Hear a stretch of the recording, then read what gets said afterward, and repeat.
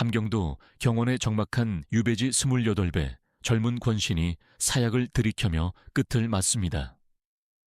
불과 몇 달 전까지만 해도 조정을 흔들던 이름 정우겸.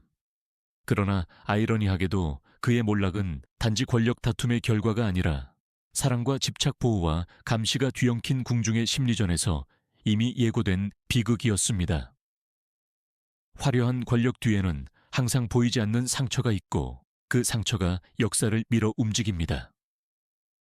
오늘 우리는 정조의 즉위와 화완옹주의 집착 그리고 정웅념의 선택이 만든 파문을 따라가 봅니다. 1789년 가을 인천 제물포에 바닷바람이 차가워질 무렵 한 평범한 상인 집안에서 아이가 태어났습니다. 이름은 정우겸. 아버지 정석달은 생선을 팔며 근근히 생계를 유지하던 장사꾼이었고 어머니는 전주이씨 가문의 여인이었습니다.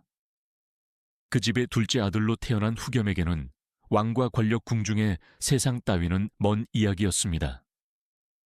하지만 인생은 가끔 가장 불가능한 문을 가장 낮은 곳에 열어둡니다. 스물도 차에 되기 전 그는 그 문을 통과해버렸습니다. 기적은 화완옹주에게서 시작되었습니다. 영조의 9째 딸이자 영빈이 씨의 막내였던 그녀는 일찍 남편과 딸을 잃고 20살의 나이에 청산과부가 되어버렸습니다. 아버지 영조는 딸의 상실감과 외로움을 달래기 위해 양자를 드리기로 결심합니다. 그때 선택된 아이가 바로 인천의 정우겸이었습니다. 정치달과 먼 혈통으로 이어진 연일 정씨 가문이라는 점이 명분이 되었지요. 그러나 세상 사람들은 이렇게 말했습니다. 가난한 어물장수의 아들이 하루아침에 왕실의 외손자가 되었다. 그 말 속에는 부러움과 경멸, 그리고 두려움이 뒤섞여 있었습니다. 1764년 정우겸은 화려한 행렬과 함께 국문을 통과했습니다. 생선 냄새로 가득하던 시장의 아들이 금빛 장식의 옷을 입고 왕실의 문패 아래 들어서는 순간이었습니다. 의식은 화려했지만 소년의 마음은 복잡했습니다. 평생 불릴 이름이 바뀌었고 그가 속한 세상도 바뀌었습니다. 궁중의 양자가 된다는 것은 단지 호적이 바뀌는 일이 아니었습니다. 그것은 곧 다른 사람으로 다시 태어나는 의례였죠. 영조는 외손자 정우겸을 각별히 사랑했습니다. 총명하고 말재주가 뛰어나니 장차 큰 인물이 되겠다. 왕의 입에서 이런 말이 나오자 조정은 술렁였습니다. 16세에 장원봉사가 되고 18세에 별시급제, 21세에 개성부유수까지 평생의 벼슬길을 불과 몇 년 만에 달려간 그의 행보는 한편의 신화처럼 들렸습니다. 그러나 세상은 신화를 오래 사랑하지 않습니다. 그가 오른 자리만큼 누군가는 그의 출신을 비웃었고 그의 성취를 시기했습니다. 궁중에서 정우겸은 새로운 세상을 배웠습니다. 왕실의 예법 조정의 언어, 권력의 냄새. 그는 그것들을 빠르게 흡수했고 더 이상 인천의 소년이 아니었습니다. 하지만 그 눈빛 속 어딘가에는 여전히 잃을까 두려운 사람의 그림자가 남아 있었습니다. 신분이 상승할수록 잃을 수 있는 것도 많아졌기 때문입니다. 그 불안은 훗날 그를 가장 잔혹한 길로 이끌게 됩니다. 권력의 문턱에 선 한 소년의 첫걸음은 그렇게 화려했지만 동시에 위험했습니다. 인천의 바다 냄새가 사라질수록 그의 영혼은 궁궐의 그림자 속으로 깊이 스며들고 있었습니다. 정우겸의 이름은 어느새 조정의 중심에서 오르내렸습니다. 왕의 외손자라는 신분은 그 자체로 방패이자 검이었습니다. 영조는 젊은 외손자를 총명하고 재주가 남다르다며 늘 곁에 두었고 화완옹주는 그에게 세상에서 누릴 수 있는 모든 후광을 쏟아부었습니다. 그러나 바로 그 총애가 그의 인생을 서서히 비틀고 있었습니다. 정우겸은 젊었습니다. 그 재능은 빛났고 그 말솜씨는 사람들의 시선을 끌었습니다. 20살의 나이에 홍문관 부교리 21살에 개성부유수. 이런 초고속 승진은 조선 역사에서도 전례가 없었습니다. 사람들은 수군거렸습니다.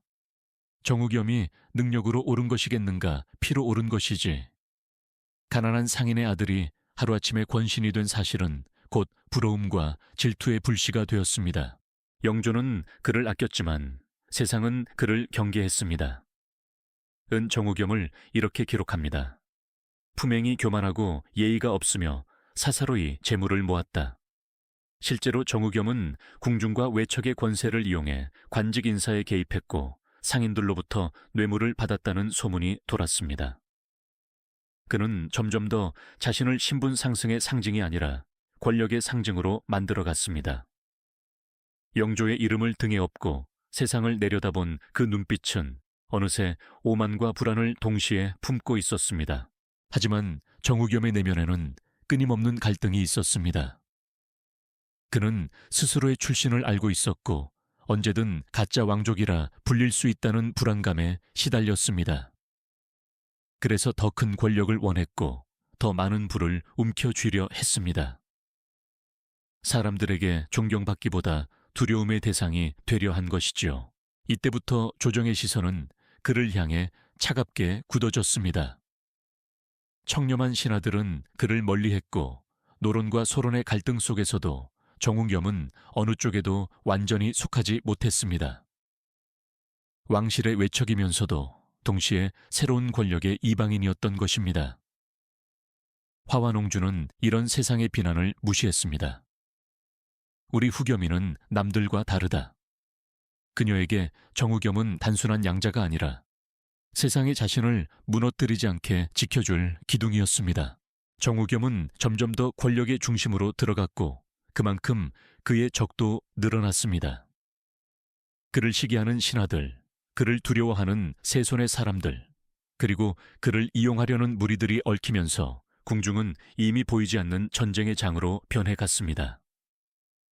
영조의 총애는 그를 왕의 눈앞으로 이끌었지만 동시에 그 눈부신 빛이 만들어낸 그림자는 그를 삼킬 만큼 깊어지고 있었습니다. 화려한 출세의 이면에는 언제나 칼날이 숨겨져 있었고 정우겸은 그 칼끝 위에서 춤추고 있었습니다. 정우겸과 정조의 관계는 처음엔 따뜻했습니다. 경희궁의 푸른 담장 아래 어린 세손과 양외손은 마치 형제처럼 지냈습니다. 함께 서책을 읽고 활쏘기를 배우며 궁중의 좁은 정원에서 서로의 어깨에 기대어 웃곤 했지요.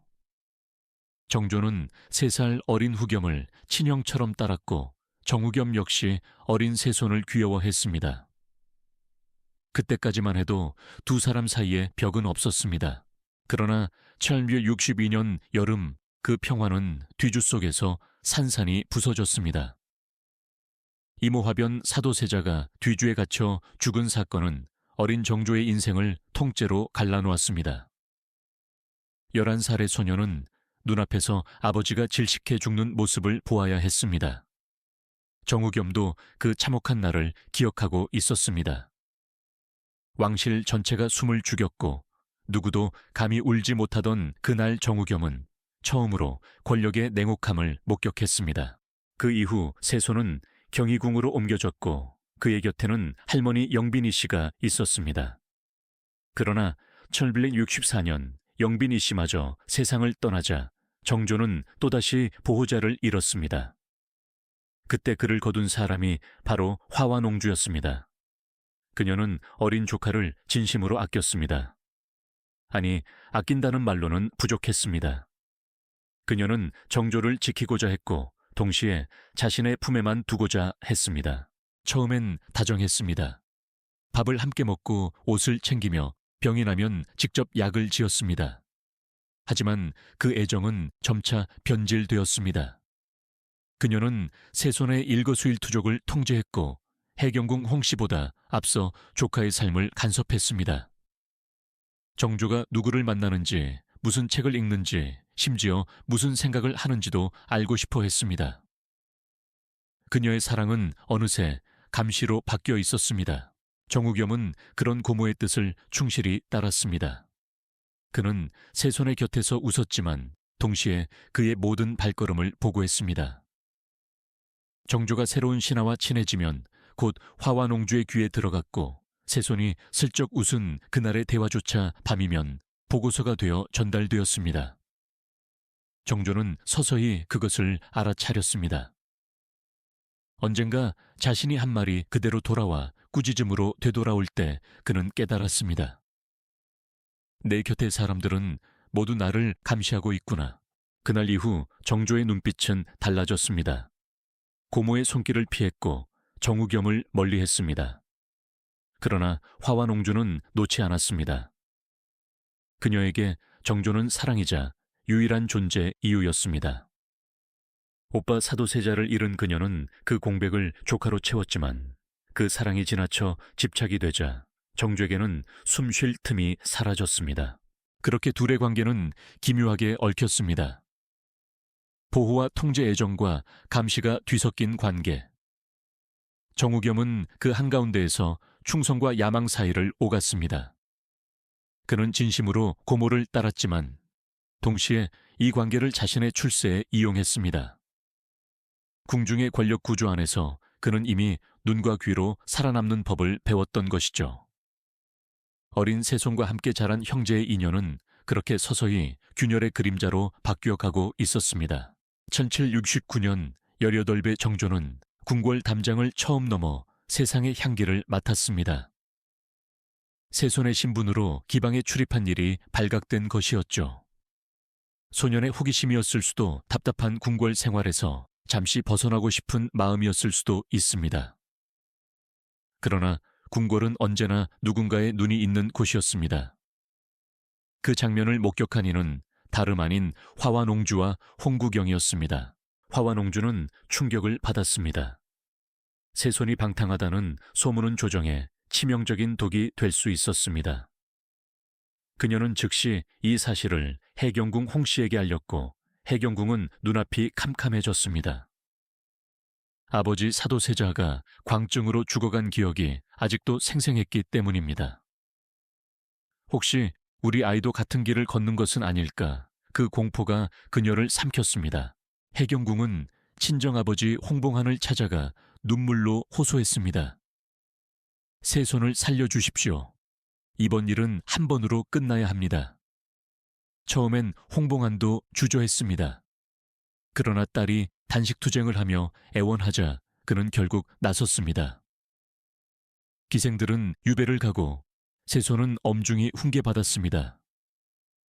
사건은 그렇게 마무리되었습니다. 하지만 그날 이후 정조의 마음속에는 지울 수 없는 균열이 생겼습니다. 자신을 감시한 이가 누구였는지를 이미 알고 있었기 때문입니다.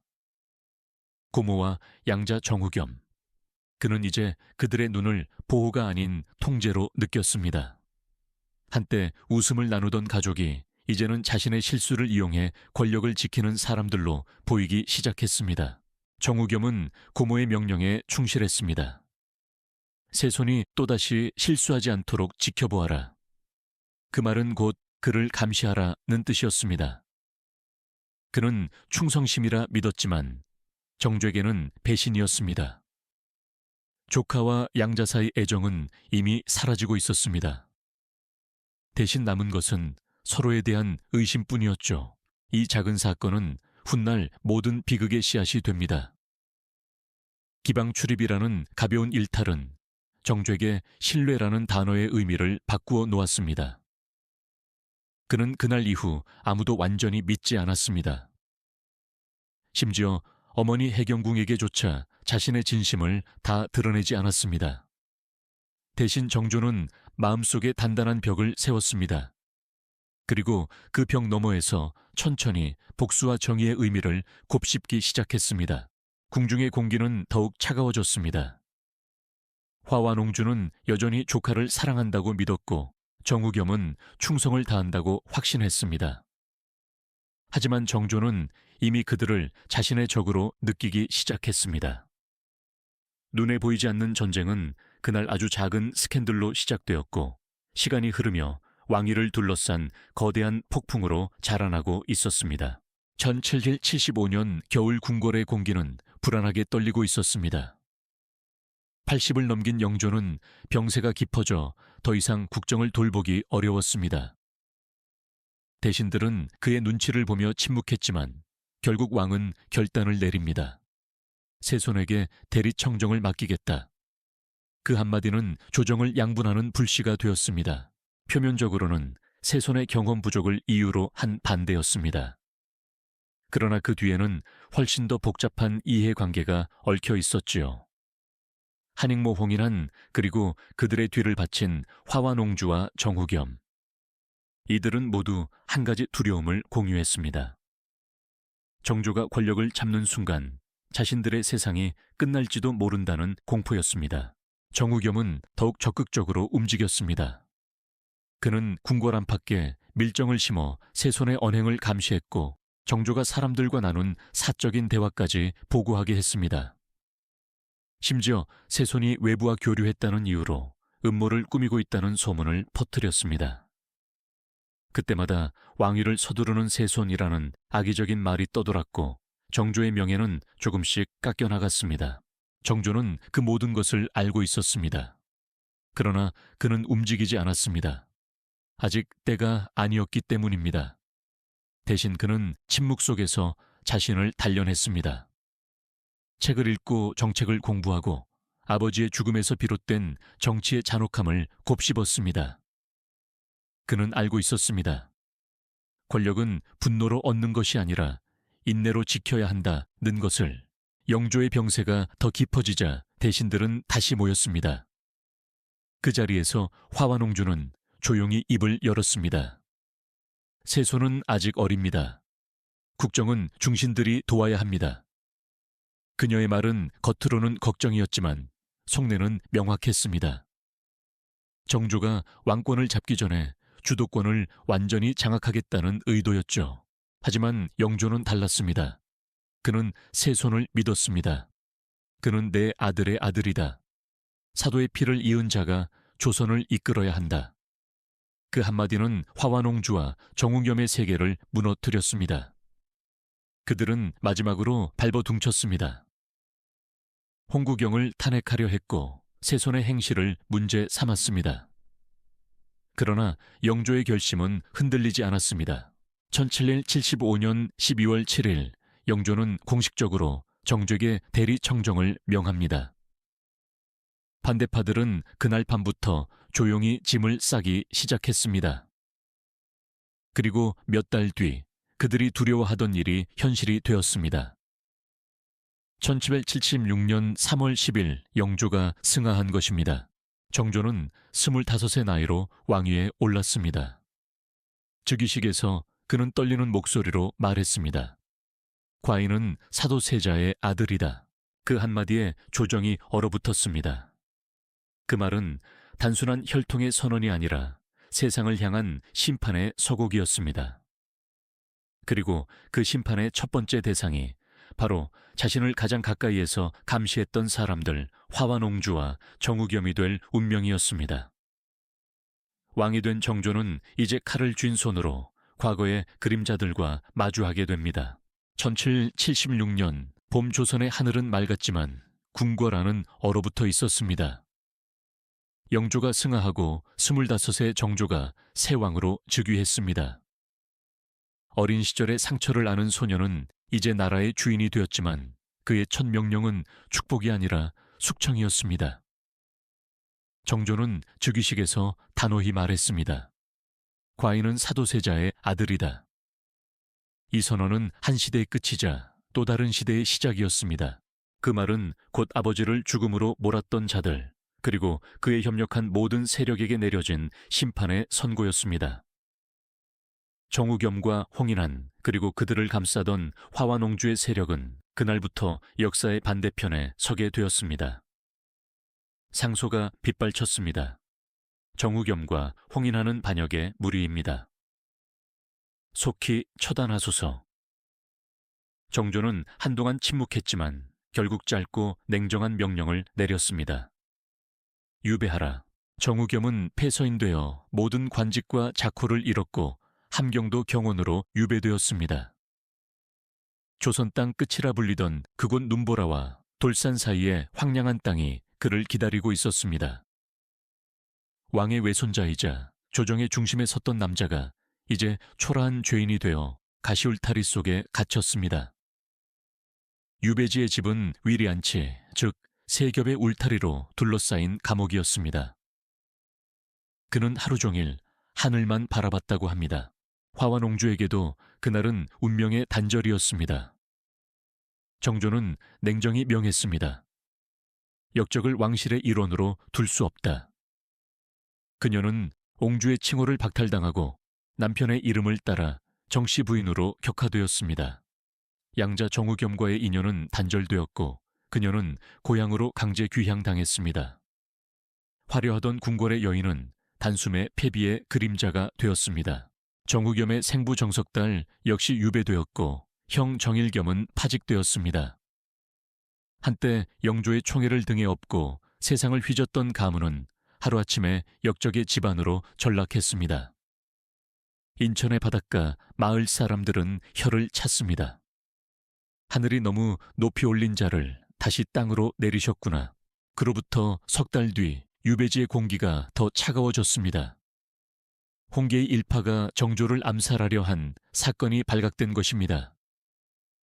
다시 조정이 들끓었고 대신들은 외쳤습니다. 이제는 더 이상 용서할 수 없습니다. 정우겸에게 사약을 내리소서. 정조는 오래 고민하지 않았습니다. 그 역시 알고 있었죠. 더 이상 그를 살려두면 또 다른 화를 부를 것을. 1776년 7월 5일 경원 유배지에 사약이 내려졌습니다. 정우겸은 침묵 속에서 잔을 들었습니다. 28배 나이 왕실의 외손자이자 한 시대의 권신으로 살았던 청년의 인생은 그렇게 막을 내렸습니다. 그가 마지막으로 떠올린 얼굴은 누구였을까요? 자신을 믿었던 화완옹주였을까? 아니면 자신이 배신했던 정조였을까? 우리는 알 수 없습니다. 다만 분명한 건 그가 쥐고자 했던 권력이 결국 그를 삼켰다는 사실뿐입니다. 화려하게 빛나던 권력의 길 끝에는 언제나 쓸쓸한 어둠이 기다리고 있었습니다. 정우겸이 경원에서 사약을 받은 지 2해가 지난 1778년 화완옹주에게도 운명의 바람이 불었습니다. 대신들은 끊임없이 상소를 올렸습니다. 정우겸의 주모는 화완옹주입니다. 그에게도 사약을 내리소서. 그러나 정조는 고개를 저었습니다. 선왕께서 사랑하신 분이다. 그분께 죄를 묻는 것은 곧 선왕을 욕되게 하는 일이다. 왕의 말은 단호했지만 그 속에는 복잡한 감정이 숨어 있었습니다. 정조는 고모를 미워했습니다. 그러나 동시에 그녀를 이해했습니다. 사도세자의 누이이자 자신을 어린 시절 길러준 여인. 그녀의 사랑이 질투로 변했을 때 그는 상처를 입었지만 그 안에 깃든 애정을 외면할 수는 없었습니다. 결국 그는 그녀를 죽이지 않고 강화도 교동으로 유배 보냈습니다. 바람이 세차게 부는 섬 바다와 절벽만이 벗이 되어주는 곳이었습니다. 화완옹주는 유배지에서 침묵 속에 살았습니다. 그녀의 방은 단출했고 궁의 화려한 비단 대신 거친 삼배가 몸을 감쌌습니다. 한때 수십 명의 시녀가 따르던 여인은 이제 홀로 바다를 바라보며 세월을 보냈습니다. 그러나 그녀의 눈빛은 꺼지지 않았습니다. 여전히 왕실의 피가 흐르는 여인답게 굴욕 속에서도 품위를 잃지 않았다고 전해집니다. 세월이 흘러 1782년 정조는 은밀히 한 명의 선전관을 보냈습니다. 화완옹주를 강화돼서 파주로 옮겨라. 이유는 단 한 가지였습니다. 남편 정치달의 묘가 그곳에 있다. 정조는 그녀를 완전히 미워하지 않았습니다. 대신 그녀가 마지막까지 남편 곁에서 생을 마감할 수 있도록 배려했습니다. 그 조용한 명령에는 단순한 연민 이상의 정서가 담겨 있었지요. 죽일 수는 없었다. 그것이 정조의 결론이었습니다. 하지만 대신들은 다시 들고 일어났습니다. 전하 백성들은 옹주의 사면을 불공정이라 여깁니다. 그러나 정조는 더 이상 답하지 않았습니다. 그에게 화완옹주는 이미 정치적 존재가 아니라 역사의 상처 그 자체였습니다. 그리고 마침내 1799년 정조는 놀라운 명을 내립니다. 화와 농주를 용서하라. 무려 3년 만에 사면이었습니다. 노년의 옹주는 다시 한양으로 돌아왔습니다. 그러나 세상은 이미 변해 있었습니다. 그녀가 떠날 때와 달리 궁궐에는 새로운 세대가 들어섰고 자신이 지배하던 세상은 더 이상 존재하지 않았습니다. 그녀는 71세의 노인이 되어 궁 안의 한쪽 방에서 조용히 남은 생을 보냈습니다. 매일 새벽이면 남편 정치달의 이름을 부르며 눈을 감았다 합니다. 정우겸의 죽음 정조의 침묵, 그리고 잃어버린 세월 속에서 그녀는 마침내 깨달았을지도 모릅니다. 권력은 사랑을 대신할 수 없다는 것을. 정조는 그 사면의 명을 내린 지 1년 뒤 세상을 떠났습니다. 화와 농주는 조카의 장례식 소리를 멀리서 들었다 합니다. 결국 나를 살린 이는 내가 괴롭힌 아이였다. 그 한마디가 그녀의 생의 마지막 회한이었을 것입니다. 바람 거센 파주의 언덕에서 그녀는 남편의 곁에 묻혔습니다. 세상은 그녀를 악녀로 기록했지만 그녀의 생은 사랑의 굶주린 여인의 슬픈 그림자였을 뿐이었습니다. 정조의 치세는 피와 눈물 위에 세워졌습니다. 그는 왕위에 오르자마자 반역의 씨앗을 도려냈지만 그 손끝에는 언제나 인간적인 온기가 남아 있었습니다. 악은 끈퇴, 인정은 잃지 않는다. 그것이 그의 통치 철학이었습니다. 그는 권력으로 다스리되 마음으로 사람을 살피는 군주였습니다. 정우겸과 화와농주를 대하는 그의 태도는 그 철학의 상징이었습니다. 한 사람은 사약으로, 한 사람은 용서로 끝맺은 그의 결정은 잔혹하면서도 자비로웠습니다. 정조는 정치적으로 그들을 단죄했지만 동시에 혈연의 끈을 완전히 자르지 않았습니다. 그는 복수 대신 질서를 택했고 그 질서 속에서 스스로의 왕권을 정당화했습니다. 왕이 된 그는 누구보다도 외로웠습니다. 어릴 적부터 사랑하는 이를 잃고 신뢰를 배신으로 갚은 궁궐 속에서 그는 끝내 사람을 믿는 법을 잃지 않으려 했습니다. 그래서 그가 가장 중시한 덕목은 충성과 인품이었습니다. 홍구경, 최재공, 정약용 그들이 정조의 곁을 지킬 수 있었던 것은 단순히 능력 때문이 아니라 인간적인 신뢰 때문이었습니다. 정조는 세손 시절부터 보고 배운 권력의 잔혹함을 누구보다 잘 알고 있었습니다. 사도세자의 죽음 영조의 냉정함 화와농주의 집착. 그는 그 모든 상처를 정치의 자양분으로 삼았습니다. 권력은 반드시 정의로워야 한다. 그의 개혁은 바로 이 신념에서 출발했습니다. 노론소론의 당파를 넘어 실학자들을 등용했고 규장각을 세워 학문과 행정을 결합했습니다. 그에게 정치란 단순한 통치가 아니었습니다. 그것은 인간의 도리를 바로 세우는 일이었습니다. 정우겸을 죽인 것은 단순히 반역자를 없앤 것이 아니라 사도세자의 원혼 앞에서 정의를 세운 행위였고 화와농주를 살린 것은 단순한 자비가 아니라 인간으로서의 선을 지킨 행동이었습니다. 정조는 복수의 기회를 가졌지만 복수 대신 교훈을 택했습니다. 그것이 그를 성군으로 만든 이유였습니다. 하지만 그의 마음속에는 여전히 싸움이 있었습니다. 한쪽에는 냉철한 군주의 의무가, 다른 한쪽에는 피부티로서의 연민이 공존했습니다. 정조는 밤마다 일기를 쓰며 스스로에게 묻곤 했습니다. 나는 옳은 선택을 한 것인가? 그 질문은 평생 그를 괴롭혔지만 동시에 그를 성장시켰습니다. 그가 세상을 떠난 뒤 사람들은 그를 이렇게 불렀습니다. 정의로웠으나 따뜻했던 왕. 그 정의는 칼끝 같았고 그 따뜻함은 봄빛 같았습니다. 정조의 시대는 길지 않았지만 그의 정치 철학은 그 어떤 왕보다도 깊은 울림을 남겼습니다. 그는 스스로의 운명을 피하지 않았고 고통을 통해 진정한 군주의 길을 증명했습니다.